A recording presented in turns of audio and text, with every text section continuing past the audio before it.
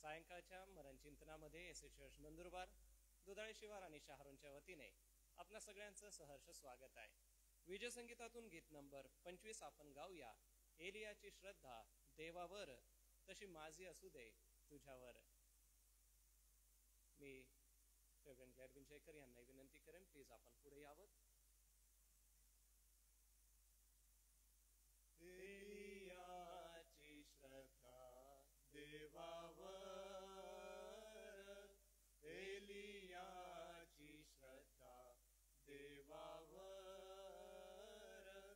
तशी माझी असू दे तुझ्यावर,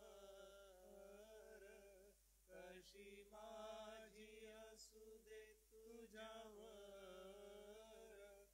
एलियाची श्रद्धा देवावर, प्रार्थनेत तो तत्पर, प्रार्थनेत तो तत्पर. देवा मला तसा कर, देवा मला तसा कर. एलियाची श्रद्धा देवावर, संदेश देण्यात तो धीट, संदेश देण्यात तो धीट. देवा मला ठेव नीट, देवा मला ठेव नीट. एलियाची श्रद्धा देवावर, एलियाची श्रद्धा देवावर. आज जे मननचिंतन आहे त्या मननचिंतनाकडे जाण्यापूर्वी आपण प्रार्थनेमध्ये प्रभूचं सहाय्य मागूया व दिवसभरासाठी प्रभूने जी कृपा पुरवली त्यासाठी त्याची उपकार स्तुती करूया. आजचं मननचिंतन सन्माननीय डॉक्टर रेव्हरंड जी जयकर पाळ साहेबांकडून आहे. येणाऱ्या वचनासाठी देखील सहाय्य मागू. हे आमच्या दयाळू परमेश्वर पित्या, पुन्हा एक वार ही सुदीन सायंकाळ आम्हाला दाखवलीस. दिवसभरातल्या प्रत्येक कामात तू आम्हाला मदत आणि सर्व प्रकारचं मार्गदर्शन व तुझी कृपा दिलीस म्हणून आम्ही आभार मानतो. आता सायंकाळी आम्ही मननचिंतन करीत आहोत व हे मननचिंतन आमच्या आध्यात्मिक जीवनाला मार्गदर्शक होऊन त्याचं लागूकरण आम्ही आमच्या जीवनात करून प्रभू तुझं गौरव करावं यासाठी तुझी कृपा दे. आज तुझ्या प्रिय दासाकडून डॉक्टर रेव्हरंड जी जयकर पाळ साहेब यांच्याकडून आम्ही हे पवित्र वचन ऐकणार आहोत. ते बोलण्यासाठी त्यांना लागणारी कृपा आणि लागणारं मार्गदर्शन आपल्या स्वर्गीय भांडारातून तू दे. आजचं होणारं मननचिंतन प्रभू तू आशीर्वादित कर. सर्व तांत्रिक अडचणींपासून ऑनलाईन प्रक्षेपणचं तू संरक्षण कर आणि आजच्या सभेचा आशीर्वाद सगळ्यांना दे. ही प्रार्थना तारणाऱ्या प्रभू येशू ख्रिस्ताच्या गोड आणि सुमधुर नावात केली म्हणून तू ऐक. आमेन. मी आपणा सगळ्यांच्या उपस्थितीमध्ये सन्माननीय डॉक्टर रेव्हरंड जी जयकर पाळ साहेब आपणाला विनंती करतो, कृपया आपण पुढे येऊन वचनाची सेवा करावीत. आपल्या सगळ्यांच्या वतीने मी पाळक साहेबांचं स्वागत करतो.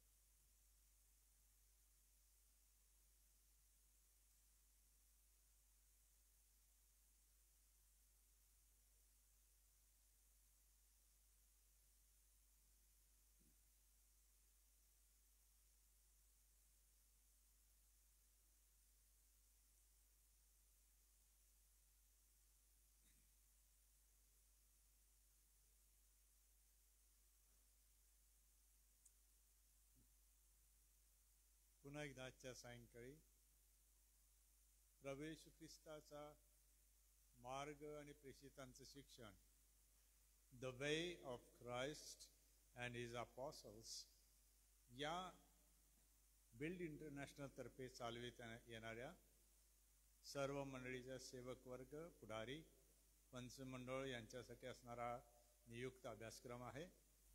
आजच्या सायंकाळी या 3 शृंखलेमधल्या दुसऱ्या शृंखलेमध्ये आपण आलेलो आहोत. या दुसऱ्या शृंखलेतलं 4थं किंवा 13 पुस्तकांपैकी 8वं पुस्तक आज आपण प्रारंभ करत आहोत. या मागील महिन्यांमध्ये आपण दुसऱ्या शृंखलेतील क्रमांक 5, 6 आणि 7 ही 3 पुस्तके पूर्ण केली.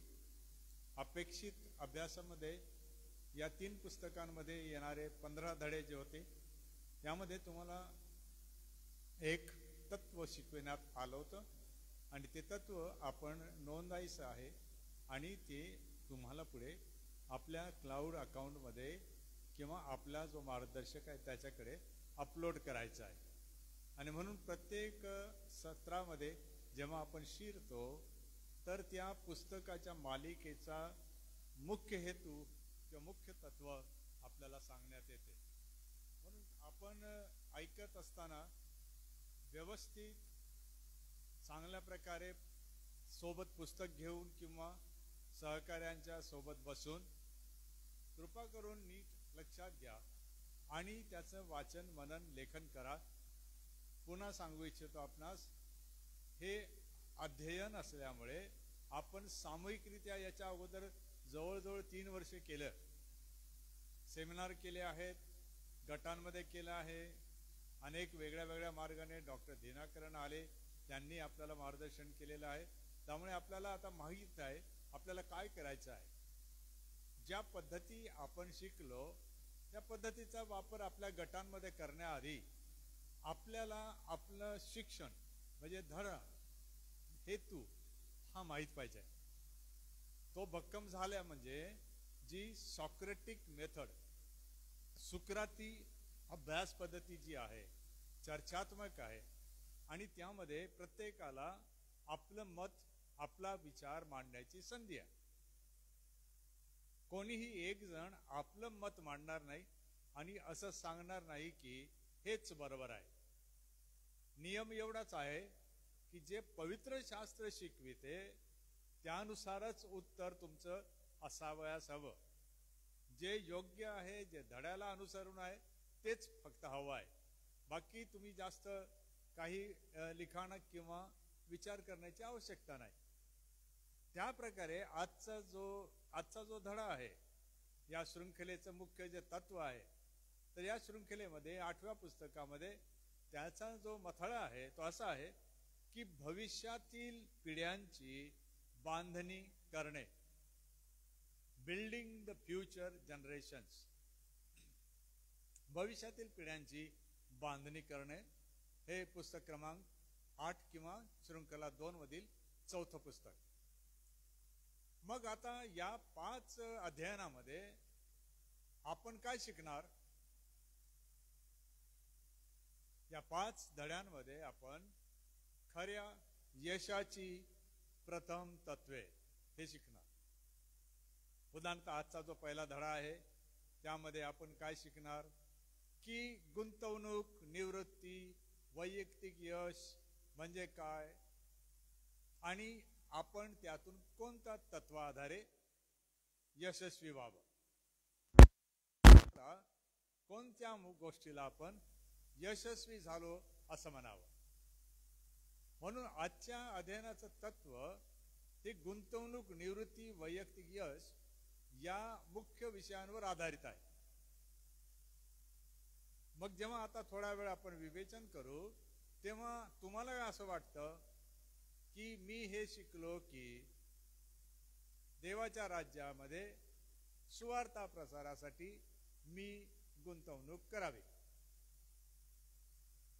मग आता गुंतवणूक करावी म्हणजे हे तत्व कोणतं झालं? योग्य ठिकाणी गुंतवणूक करा असा त्याचा अर्थ आहे. त्यातल्या त्यात कोणाला असं वाटतं तर अनंतकालिकतेसाठी गुंतवणूक करा असा त्याचा अर्थ होतो. निवृत्ती, रिटायरमेंट तत्व काय? आपण प्रत्येक जण जे कर्मचारी आहेत विशेषतः ते निवृत्त होतात. निवृत्ती निधी त्यांना मिळतो, ते आपल्या भविष्याचा विचार करून व्यवस्था करतात, योजना करतात, गुंतवणूक करतात वगैरे वगैरे. मग आपण काय शिकणार त्यामध्ये? आपल्या पद्धतीने की मी निवृत्त होणार तेव्हा काय करणार, असं असं करणार, माझ्या मुलांसाठी मी घर घेणार, मंडळीमध्ये काही भाग गोरगरिबांना वाटून देणार, एखादा चांगला दवाखाना असेल, 10 पेशंटला मी मोफत उपचार उपलब्ध करून देणार, किंवा मग एक छान पंगत देणार, आनंद करणार. यामध्ये तात्पुरत्या आनंदाच्या गोष्टी आहेत आणि अनंतकालिक आनंदाच्या गोष्टी आहेत. या प्रकारे आपल्याला या अध्ययनाकडे पाहण्याची गरज आहे. आजचा जो मुख्य शास्त्र भाग आहे तो आहे तिमोथेचे पहिले पत्र, अध्याय 6, 17, 18 आणि 19 वचने. तिमोथेचे पहिले पत्र 6वा अध्याय 17 ते 19. मी वाचतो, आपण लक्ष द्या. पहिले तिमोथी 6, 17, 18, 19.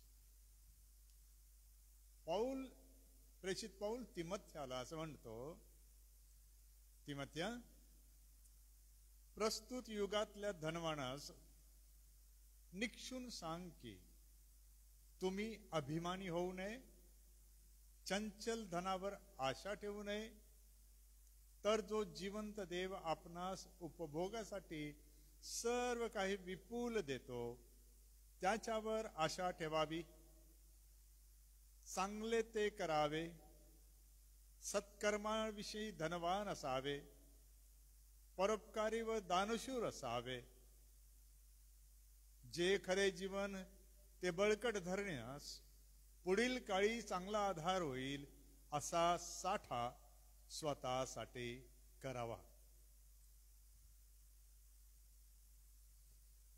वचन बघता सरळ सरळ आपल्याला दिसत आहे की पौल आता धनवानांना शिक्षण देत आहे किंवा मार्गदर्शन करीत आहे किंवा समजावून सांगत आहे. पण त्यांना स्वतः प्रत्यक्ष सांगताना त्याला जमलं नाही, कारण तो तुरुंगवासामध्ये होता, तेव्हा त्यापासून दूर होता किंवा कुठल्या तरी कारणाने तेथे जाऊ शकला नाही. त्यावेळेला त्याने काय केलं की पत्र लिहिलं आणि पत्रामध्ये तिमोथ्याला मार्गदर्शन दिलं की तिमोथ्या, ह्या सर्व गोष्टी अगोदरच्या जर पाहिल्या तर तो वचन 16 बघा, तेथे पत्राची समाप्ती करतो. तुम्ही नीट बघा वचन 16. आणि कोणी पाहू शकत नाही तो ते त्याचे प्रगट होणे यथाकाळी दाखवील. त्याला सन्मान व पराक्रम युगानुयुग आहे. आमेन. पत्राची झाली तेथे समाप्ती. पुन्हा एकदा मग जी आपण पद्धत शिकण्याचा प्रयत्न करा पत्रांबद्दल. मागे मी सांगितलं तसं की लेखक पत्र संपल्याबरोबर अचानक देवाची प्रेरणा होते म्हणा, कोणाची तरी भेट होते म्हणा, काहीतरी निरोप मिळतो म्हणा, लेखक एक ताजा कलम परत लिहितो आणि तो तेथे भर घालतो आणि मग शेवटी तो त्याचा समारोप करतो. ही पौलाची विशेषतः पद्धत आहे. तो कधीतरी मध्येच थांबून जातो आणि देवाचं गौरव गान गातो, ज्याला मागे काही महिन्यांपूर्वी मी सांगितलं होतं. देवाचं गौरव गान म्हणजे डॉक्सॉलॉजी. अचानक काही विषय मांडता मांडता पौल देवाचं गौरव करायला सुरुवात करतो आणि परत लेखनाचा आरंभ करतो. पौल चांगला गीतकार आहे, तो कविता चांगली रचतो, विशेषतः गौरव गान त्याला चांगल्या प्रकारे लिहिता येतात. कारण हे वैशिष्ट्य प्रत्येक लेखकामध्ये असतात की ते कविता, वाक्प्रचार, म्हणी यांचा चांगला वापर करतात. म्हणून आमेन झाल्यानंतर अचानक त्याला धनवानांची आठवण आली किंवा कोणीतरी त्याला सांगितलं आणि मग त्याबद्दल सद्बोध देताना ज्या धड्याकडे आपण आलेलो आहोत त्या धड्याला तो प्रारंभ करतो.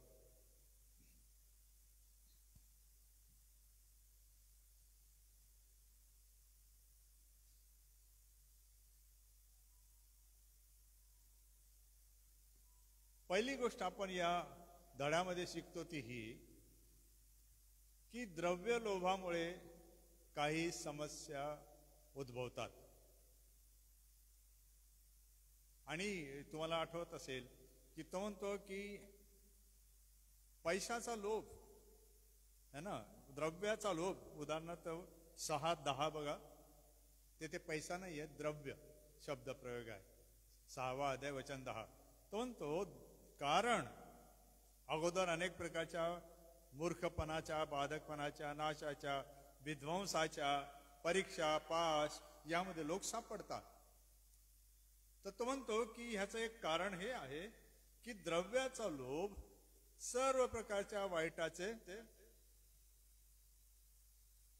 एक महत्वाचा शब्द आहे तिथे, तो आपण न चुकता विसरू नये, न विसरता वापरला पाहिजे.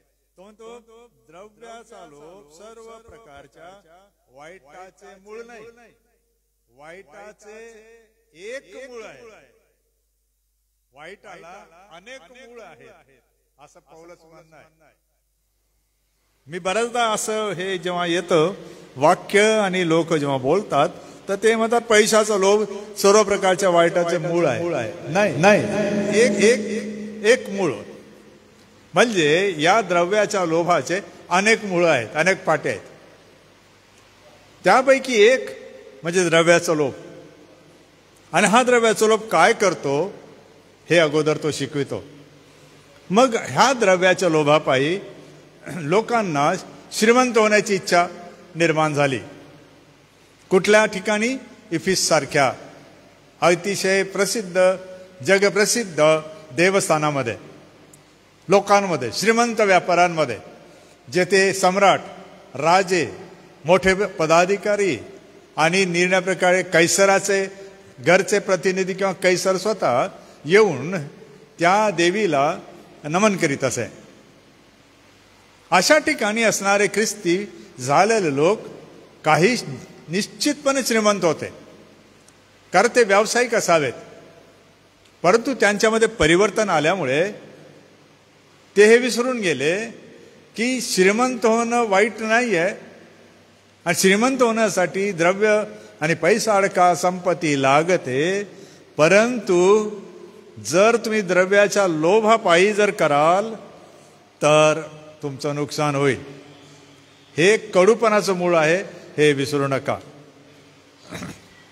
दुसरी गोष्ट, केवळ संकटे, त्रास, मोहपाश, अडचणी, चुका ह्याच निर्माण होणार नाही.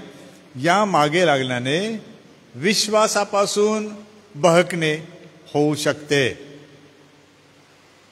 देवाची जागा तुम्ही कमावणारे जे लोक आहात ते द्रव्याला देऊ शकता. ही चूक तुमच्याकडून होऊ शकते. म्हणून विश्वासापासून बहकणं व्हावयाचं नसेल तर तुम्ही काय करा? देवाला प्राधान्य द्या, प्रथम स्थान द्या, आणि द्रव्याला आपल्या ताब्यात ठेवा.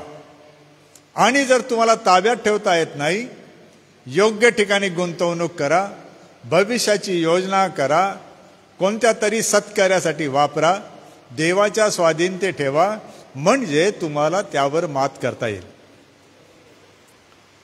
तिसरी गोष्ट सांगतो की आपल्याला असणारं अन्न पाणी हे आवश्यक आहे, त्यामध्ये तुम्ही तृप्त राहा. अन्न पाणी सर्वसाधारण शब्दप्रयोग आहे. म्हणजे माणसाच्या ज्या मूलभूत गरजा आहेत, विशेषतः शारीरिक,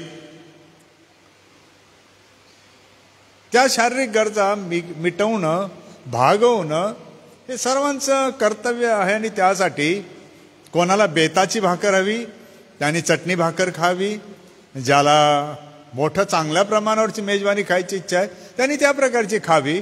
परंतु तितकी कमाई तुम्ही चांगल्या प्रकारे करा की तुम्हाला तुमच्या आवडीचं जेवण किंवा अन्न पाणी मिळू शकेल, तुम्ही खाऊ शकाल, इतरांना खाऊ घालू शकाल. मग जर तुम्ही तेवढं करू शकता तर देवावर विश्वास ठेवा, तो तुम्हाला तुमची भाकरी द्यायला समर्थ आहे. तुम्ही समाधानी असा, तृप्त असा. आणि चौथी गोष्ट यामध्ये तो शिकवतो की तुम्ही पुढील काळी जे जीवन आहे ते बळकट धरा. हे जीवन द्रव्याबरोबर अन्न पाण्याबरोबर, मोहपाशांबरोबर, संकटांबरोबर, गरिबीबरोबर किंवा श्रीमंतीबरोबर हे ऐहिक जीवन तुमचं संपेल. परंतु अविनाशी जीवन ते जर बळकट धरायचं असेल, तुम्हाला आताच ते जिवंत असताना धरावं लागेल. मरणानंतर ते धरता येणार नाही, कारण ते निसटून जाईल, कारण तुम्ही नसाल. खरं जीवन जे पुढे आहे ते चांगला आधार होणार आहे तुम्हाला.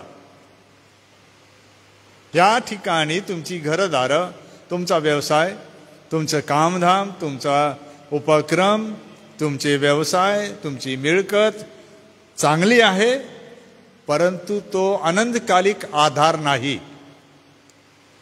तुम्हाला जीवन बळकट धरायचं असेल, तेही खरं जीवन, तर तुम्हाला चांगला आधार हवा असेल तर मग या गोष्टी तुम्ही करा. किंवा या गोष्टींचा शब्द आलेला आहे वचन 19 मध्ये, साठा स्वतःसाठी करा. साचवा, सांभाळून ठेवा, भांडारामध्ये आणून त्याची भर घाला. तुम्हाला कधी काय काम येईल सांगता येत नाही. तुम्हाला हे सर्व करताना या गोष्टींचा तुम्हाला काय करावा लागेल? साठा करावा लागेल. या प्रकारे या पुस्तकाची सुरुवात झाल्यावर आपल्याला समजतं की लेखकाचं म्हणणं काय आहे. म्हणून या खऱ्या यशाची प्रथम तत्वे आणि सार्वकालिकतेकरिता गुंतवणूक करण्यासाठी मूलभूत गोष्टी शिकण्याची आपल्याला गरज आहे. हा उतारा पौलाने तिमोथेच्या पत्रातून घेतला आहे. तो लोकांना विशिष्ट मार्गदर्शन करतो. जे आजच्या युगात श्रीमंत आहेत त्यांनी येणाऱ्या युगातही श्रीमंत असावे असं त्यांना वाटत असेल तर त्यांनी खऱ्या जीवनासह या गोष्टींचा साठा आत्ताच करणं आवश्यक आहे. मग तो तुलना करतो आहे की तुम्ही द्रव्य कमवण्यासाठी, नाव कमवण्यासाठी, संपत्ती मिळवण्यासाठी, यश संपादन करण्यासाठी, गुंतवणूक करण्यासाठी जसे परिश्रम घेतले त्याच प्रकारचे परिश्रम तुम्ही ते खरं जीवन बळकट धरण्यासाठी करा. थोडंसं अध्ययन छोटेखानी आहे ते मी तुम्हाला सांगतो. 17 ते 19 वचनामध्ये 7 गोष्टी पौलाने सांगितल्या की तिमोथेया तू काय करावं. 7 गोष्टी. पहिली गोष्ट, प्रस्तुतल्या युगातल्या धनवान, निक्षून सांगणे. धनवानांना निक्षून सांगणे. आणि निक्षून सांगणे म्हणजे तू आज्ञा कर, सूचित कर, अधिकारवाणीने बोल, गंभीरतेने बोल. हा विषय गंभीरपणे घे, दुर्लक्ष करू नको. तुझं हे काम आहे, तुझं हे जबाबदारीचं कर्तव्य आहे की तू त्या धनवानांना निक्षून सांग. आता प्रश्न असा पण आहे की परिभाषा काय आहे मग, की एक मनुष्य धनवान आहे असं तुम्ही म्हणता. कोणत्या आधारावर आपण श्रीमंती ठरवावी ह्याचे मापदंड वेगळे वेगळे आहेत. सामाजिक मापदंड आहेत, आर्थिक मापदंड आहेत, नैतिक मापदंड आहेत, वैयक्तिक मापदंड आहेत आणि आत्मिक मापदंड पण आहेत. श्रीमंत नेमकं कोणाला म्हणतात? ह्या मापदंडांच्या आधारे आपल्याला त्यांना सूचित करायचं आहे की ख्रिस्ती आहात का, नवा जन्म पावलेले आहात का, तुम्ही व्यावसायिक आहात का, कर्मचारी आहात का, तुमच्याकडे संपत्ती आहे का, तुम्ही पाळक, सुवार्थी किंवा कोणी आत्मिक नेते आहात का. छान. आणि तुम्ही कमवत आहात. मग 2 गोष्टींचा विचार त्यांना करायला लावा. एक म्हणजे कमवण्याचे त्यांचे मार्ग हे योग्य आहेत का, सत्यावर आधारित आहेत का, त्यांनी देवाच्या आज्ञेप्रमाणे केलं आहे का, किंवा वाईट मार्गाने ते संपादन करत आहेत, लुबाडत आहेत, फसवत आहेत, व्याज जास्तीचं लावत आहेत, त्याच्यामध्ये सावकारी येते. कोणत्या कारणामुळे आपल्या मंडळीतले किंवा आपल्या विश्वासणाऱ्यांचे गट, त्यामध्ये श्रीमंत होणारे जे लोक आहेत ते स्वतःला श्रीमंत कसे बनवू इच्छितात, ही एक गोष्ट. दुसरी गोष्ट, ते का श्रीमंत होऊ इच्छितात हे पण महत्वाचं आहे. नुसतं श्रीमंत होणं चांगलं नाही. का व्हायला पाहिजे तुम्हाला श्रीमंत? आणि श्रीमंत होणं चुकीचं आहे का? नाही. याकोब, योहान, पेत्र, आंद्रिया हे बघितले तर हे फार मोठे व्यावसायिक होते. त्यांचे कफरनहूम, बेतसैदा या भागालाही, म्हणजे गालिल समुद्राच्या उत्तरेलाही आणि खाली दक्षिणेला यरुशलेमातही त्यांचे घरदार होते. मोठे मोठे घरदार होते. नौकर चाकर होते. मासे मारणाऱ्यांचे त्यांचे गट होते. हे श्रीमंत लोक होते. कमी शिक्षित किंवा अडाणी म्हटलेला आहे, तो शब्द जरा समजून घ्यावा लागेल. आहे आपल्याला तो अभ्यासामध्ये. पण लोक असं म्हणतात, हा ते कुठे शिकलेले होते. मग त्यांचं जर तुम्ही तत्वज्ञान वाचाल, लेखन वाचाल, तर तुम्हाला दिसेल ना. जसं मत ते टॅक्स कलेक्टर होता, तर काय कलेक्टरचा म्हणजे त्या गोळा करणाऱ्यांचा प्रमुख साधारण असेल का? जक्के टॅक्स कलेक्टर होता. जक्के लेखक झाला नाही, पण मत्तही झाला ना. पुष्कळ लोक, अनुयायी, शिष्य हे श्रीमंत पण होते. महिला आपल्याला दिसतात, त्या श्रीमंत होत्या, व्यवसाय करीत होत्या आणि सेवा कार्याला भाग देत होत्या. मग हा एक प्रश्न आहे, तुम्हाला श्रीमंत व्हायचं आहे का? कोणत्या मार्गाने तुम्ही श्रीमंत व्हायला पाहिजे? आणि दुसरी गोष्ट म्हणजे तुम्हाला का श्रीमंत व्हायला पाहिजे? यासाठी श्रीमंत व्हायला पाहिजे का, की मी चांगल्या मार्गाने द्रव्य संपादन, संपत्ती संपादन करेन आणि गोरगरिबांची देवाच्या राज्यामध्ये मी सेवा करेन, वाटा देईन, खाऊ घालेन, गरजवंतांना मदत करेन. हे उद्देश त्यामध्ये आहे. म्हणून पहिली गोष्ट आहे की तिमोथेया, तू काय कर, निक्षून सांग. काय सांगायचं आता त्याने? पहिली गोष्ट, अभिमानी होऊ नका. श्रीमंतांनो किंवा ज्याच्याकडे पैसा अडका आहे, शेतीवाडी आहे, घरदार आहे, देवाची स्तुती असो.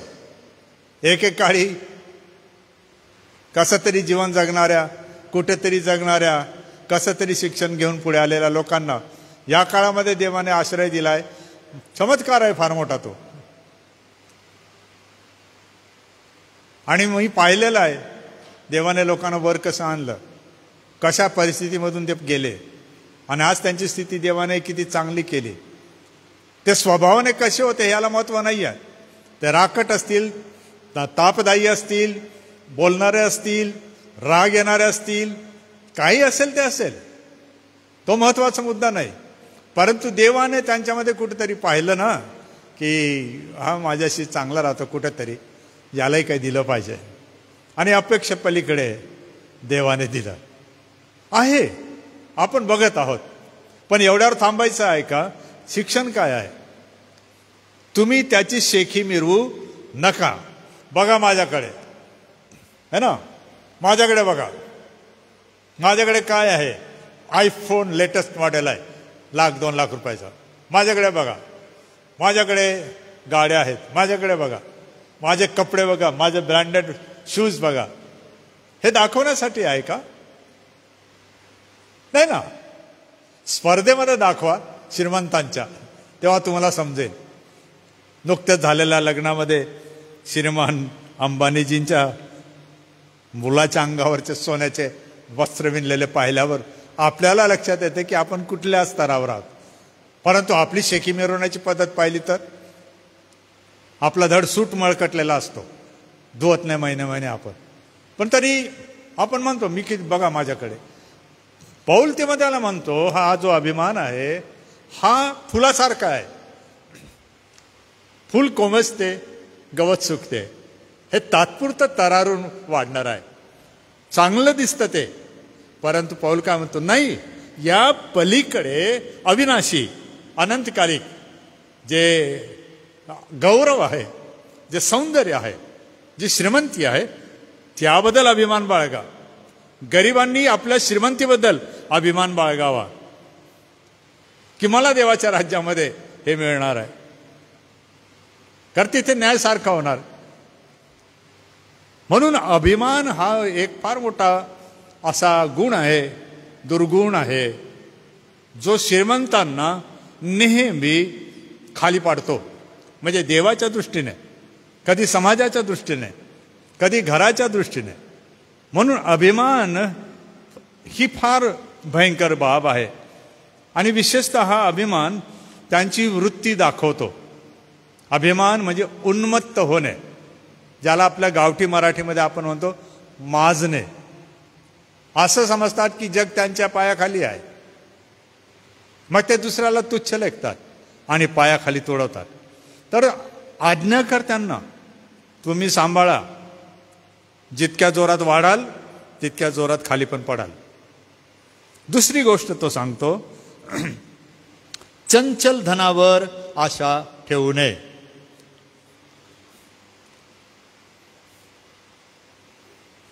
चंचल धनावर आशा ठेवू नये.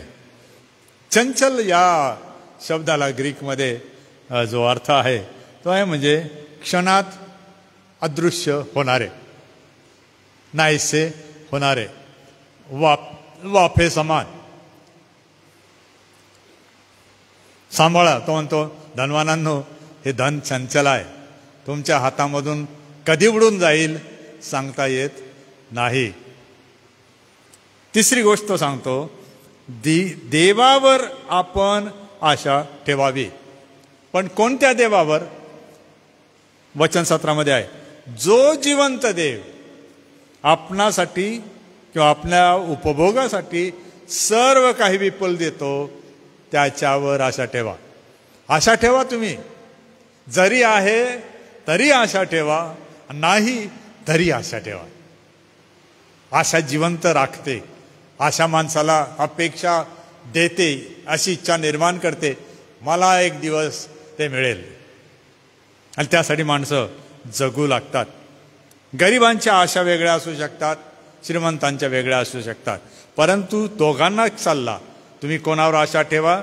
सर्व प्रकारचा पुरवठा करणारा यहोवा यिरे, तो देव जो जिवंत आहे. तुम्ही मरणहार देव ज्याच्यावर आशा ठेवली तो जिवंत. चौथी गोष्ट आहे, चांगले ते करावे. Do good. चांगलं ते करा. याकोब 4:17 काय म्हटलं? चांगले करणे कळत असूनही जो ते करीत नाही ते त्याला काय आहे? पाप आहे. कधी कधी धनवान चांगलं आणि वाईट याच्यातला फरक ओळखू शकत नाही, म्हणून त्यांना चांगल्या सल्लागारांची, चांगल्या मित्रांची गरज लागते. त्यांना सांगावं लागतं चांगलं काय आहे, कारण ते त्यांच्या व्यवसाय क्षेत्रात, विश्वात इतके मग्न असतात, ते इकडचा तिकडचा जास्त विचार करू शकत नाही. मग त्यांना शिकव, तू सांग, तू चांगलं कसं करतात. ते करत आहेत, पण त्याला चांगलं करता येईल. चांगलं करणं म्हणजे पापापासून परावृत्त होणं, आणि चांगलं न करणं म्हणजे पाप करणं.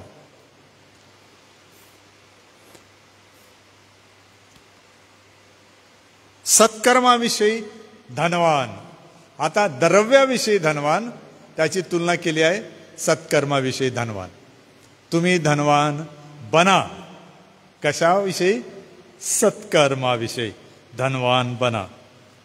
आता सत्कर्म येथे जो शब्द आहे त्याचा अर्थ, तुम्ही श्रम घेता का? त्याच्यामध्ये धनवान व्हा. घ्या, किती श्रम घ्यायचे ते तुमच्या मर्यादेमध्ये. जास्तीत जास्त काम करा, जास्तीत जास्त व्यवसाय करा, जास्तीत जास्त कृती करा, जास्तीत जास्त श्रम घ्या, जास्तीत जास्त मेहनत करा. जसा पैसा वाढीला लोक मेहनत करतात, तसं तुमचे सत्कर्म छोटी राहू देऊ नका, ती वाढवा. आणि ती करण्यासाठी तुम्ही श्रम घ्या. परोपकारी असा, दानशूर असा. दानशूर है ना. शूर शब्द हा वीर प्रकाराचा आहे. आपण शूर म्हणतो, ज्यांनी मोठा पराक्रम केला ते. दानाविषयी तुम्ही पराक्रमी बना. दानशूर म्हणजे चांगल्या मनाने आपला भाग द्या, आपला वाटा द्या, आपल्या वस्तू द्या किंवा त्याच्यासाठी तयार राहा. दानशूर. आणि शेवटची महत्वाची गोष्ट सांगितली आहे, साठा करा. स्वतःसाठी साठा करा. ख्रिस्ती विश्वासणाऱ्यांना, धनवानांना आपल्या भविष्यामध्ये गुंतवणूक करायची आहे, निवृत्ती घालवायची आहे, यश मिळवायचं आहे, तर अजून काय करायची गरज आहे आपल्याला? साठा करा. म्हणजे एका गोष्टीच्या मागे सतत लागून ती मिळवत राहिलं तर साठा होईल. आणि मराठीमध्ये म्हण आहे, आपण ती वापरतो, थेंबे थेंबे तळे साचे. एक तुम्ही जर चांगली गोष्ट करत आहात, अधिक करा, तिला अधिक करा. बघा चांगल्या प्रकारे, मोठ्या प्रकारे तिला कसं वाढवत जाता येईल आणि तुमच्या विश्वासाच्या भांडारामध्ये त्याची भर कशी पडत जाईल. एकदा करून थांबू नका, ते सातत्याने करा आणि ते वाढवत जा. आणि हे शक्य आहे.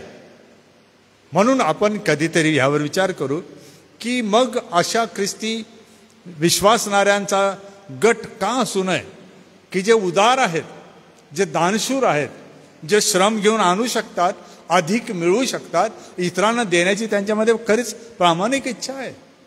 असे लोक मंडळ्यांचे आणि गरिबांचे म्हणा किंवा गरजवंतांचे आधार बनवू शकतात. बेनिफॅक्टर्स हा विषय आपल्याला येईल की मंडळीचे खरे आधारस्तंभ हे असा लाभ मंडळीला देणारे लोक असतात की ज्यांच्याद्वारे देवाचं राज्य वाढण्यासाठी सेवा कार्य आणि लोक घडवले जातात. म्हणून या अध्यायामध्ये जे आहे त्यामध्ये एवढंच आज शेवट आहे की साठा करणे म्हणजे तुमची गुंतवणूक करा. आजचा जो धडा किंवा आजचं तत्व काय आहे? गुंतवणूक करण्यास शिका, श्रम घेण्यास शिका, साठा करण्यास शिका. नकारार्थी असेल तर त्याच्यापासून तुम्ही द्रव्यलोभापासून, जे एका वाईटाचं मूळ आहे त्याच्यापासून पळा. जो काही तुम्हाला वाटतो तो विषय घेऊन तुमच्या शब्दात तुमचं तत्व तुम्ही निर्माण करू शकतात की बळकट जीवनधारा. तत्व काय? की मी शाश्वत जीवन बळकट धरून सर्व पुरवठा करणाऱ्या देवावर आशा ठेवीन, भिस्त टाकेन, असं तत्व निर्माण होतात. पुढचं तुम्हाला स्वतःचं अध्ययन आहे, वाचन आहे, काही ते मोठं नाही, मी तुम्हाला सारांश दिला आहे, PDF मी देतच आहे. तुम्ही आपल्या पद्धतीने वाचन करून आपल्या पुस्तकामध्ये याची नोंद टाकून घ्या आणि विचार करा. अर्थात आज सांगितलं आणि मग प्रेरणा झाली आणि गेले का श्रीमंतांकडे आणि त्याला सरळ सरळ विचार, काय हो पैसा कुठून आणला? अरे म्हणजे तुम्ही कोण इन्स्पेक्टर आहात की काय? असे प्रश्न करू नका. किंवा उगाच कोणाला सांगू नका, जाऊ द्या हो तो वाईट मार्गाने आणतो. नाही नाही, असं बोलता येत नाही. पैशाबद्दल बोलताना तुम्हाला हिशोब किताब कसा केला जातो हे समजलं पाहिजे. श्रीमंत आहे का तुम्हाला कसं समजेल? तुमचा विश्वास त्यांच्यावर आहे का? त्यांचा तुमच्यावर आहे का? तर विचारा, ते दाखवतील. त्यांची इन्व्हेस्टमेंट किती, म्हणजे गुंतवणूक किती, त्यांची संपत्ती किती, त्यांचं प्रॉव्हिडंट फंडमध्ये जमा किती, सुरक्षा निधी किती, त्यांच्या खात्यावर किती, दाखवतात ना. असं नाही की दाखवत नाही. तुम्ही एकदम रुबाबान म्हटलं, पाळक म्हणून मी सांगतो, जर तुम्ही दाखवलं नाही तर तुम्ही,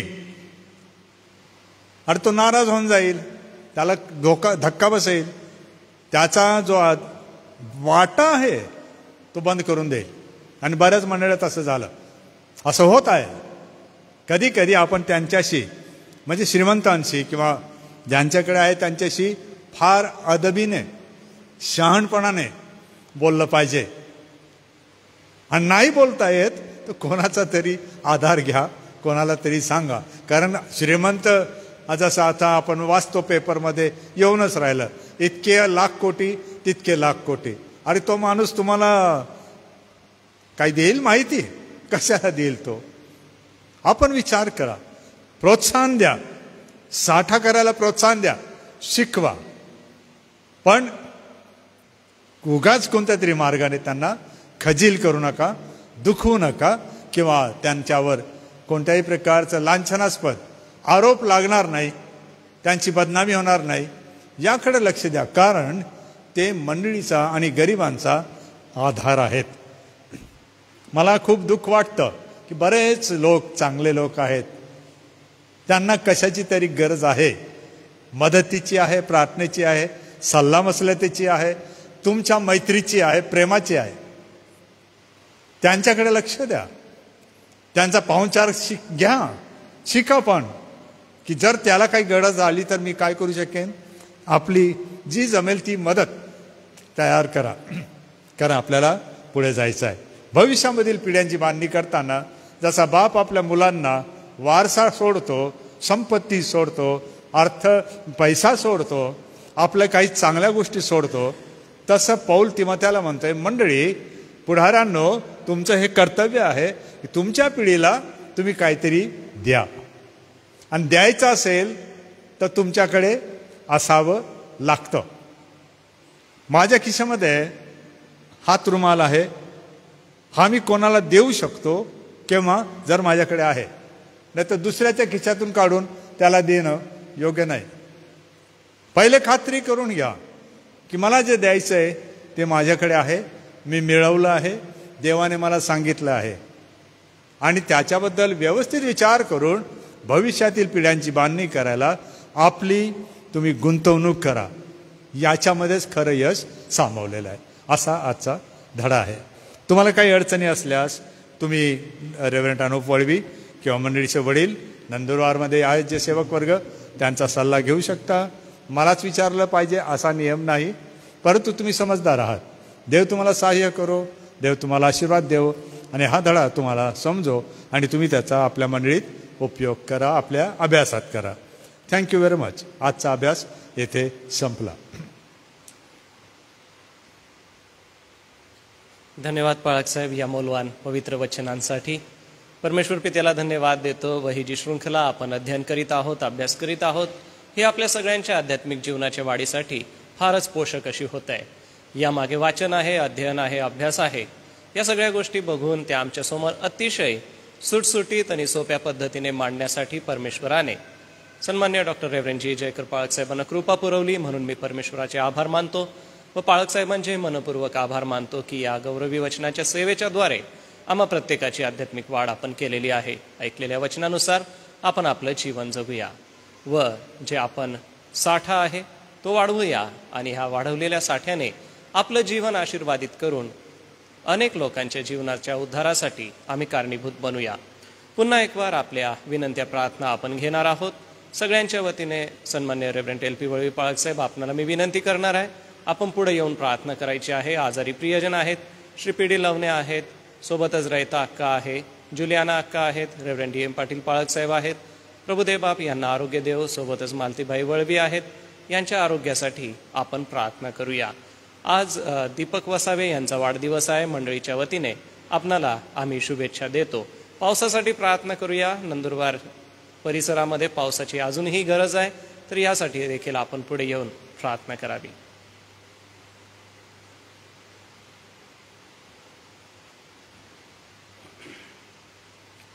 प्रार्थना करू आपण. स्वर्गीय प्रेमळ पित्या, प्रभू येशूच्या पवित्र नावामध्ये आम्ही या सायंकाळच्या समयी आम्ही धन्यवाद देतो, स्तुती करतो. तुझं वचन किती मौल्यवान आहे, अतिशय मौल्यवान असं वचन आहे, जे या युगामध्ये प्रभू आम्ही आमच्या जीवनाची आम्ही गुंतवणूक करू शकतो. आणि सतत प्रभू या सर्व गोष्टी केल्यानंतर प्रभू आम्ही एक भावी पिढी तुझ्या गौरवासाठी आम्ही उभी करू शकतो. तुझ्या वचनाच्या सकल अध्ययनाबद्दल आम्ही धन्यवाद देतो.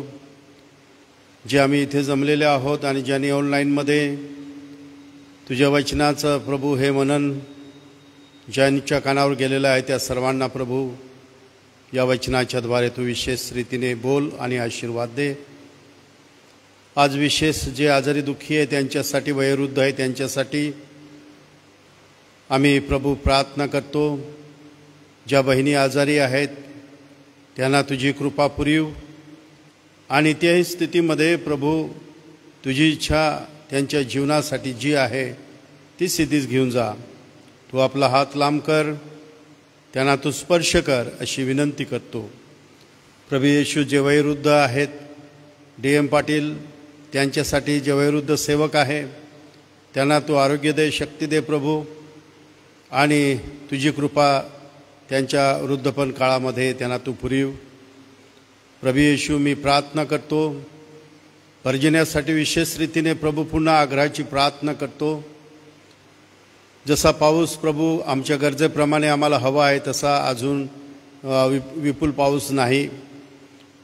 त्यासाठी माझी प्रार्थना आहे प्रभू, असं विपुल पर्जन्य तू नंदुरबार या भागामध्ये तू दे प्रभू, जेणेकरून सर्व प्रकारच्या गरजा पूर्ण केल्या जातील. कारण तुला सर्वांची आठवण आहे प्रभू, मनुष्याची आठवण आहे आणि अरण्यात डोंगरात राहणाऱ्या पक्षांची देखील तुला आठवण आहे. आणि तू आपली मूठ उघडतो आणि तू त्यांना तृप्त करतोस. आम्ही विपुल पर्जन्यासाठी आमची प्रार्थना आहे की तू विपुल पर्जन्य आम्हाला देण्यास तू सर्व समर्थ देव आहे.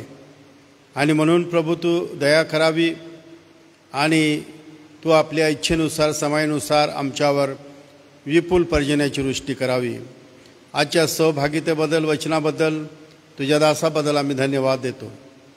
ही विनंती प्रभू येशूच्या नावात मागतो म्हणून तू ऐक. आमेन.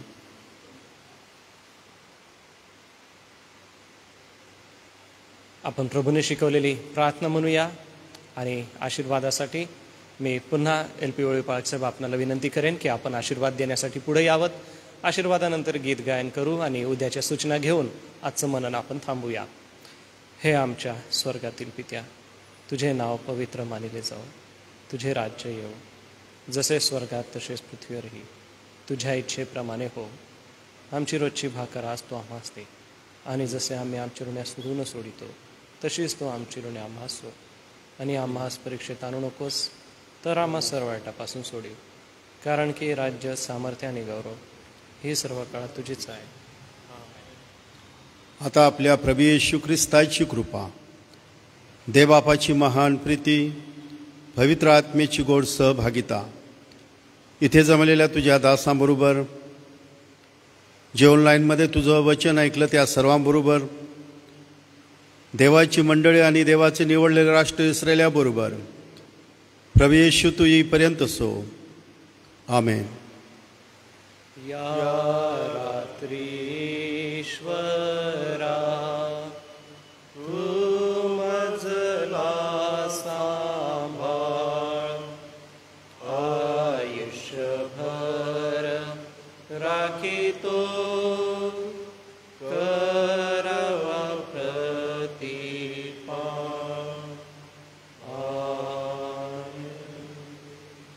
उद्यासाठी सूचना आहे. उद्या देखील सायंकाळी 6 ते 6:30 या वेळामध्ये मननचिंतन होईल. उद्याचं मननचिंतन जे आहे ते सन्मान्य रेव्हरंड सॅमसन जयकर यांच्याकडून असेल. आपल्या सगळ्यांना पुन्हा एक वार सलाम.